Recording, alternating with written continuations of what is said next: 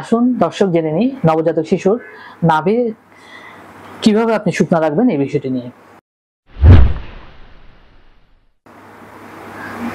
শিশু জন্মের পরপরই আমরা নাভিতে একটি সলিউশন দিয়ে দিই, সেটি হচ্ছে হেক্সিকট সলিউশন নামে পরিচিত।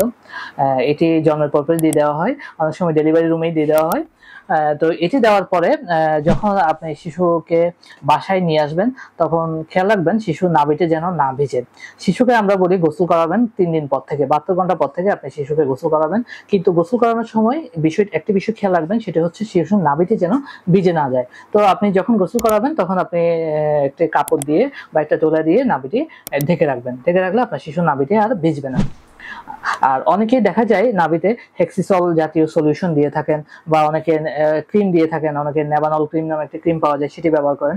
এগুলো কখনোই করানো যাবে না, কারণ এগুলো যদি করেন আপনার নাভি যেটি পড়ে যাওয়া, নাভি পড়াটা অনেক দেরিতে হয়ে যাবে এবং দেরিতে নাভি ফলার ফলে আপনার নাভির বাচ্চার নাভিতে এক ধরনের ইনফেকশনের সম্ভাবনা থাকবে।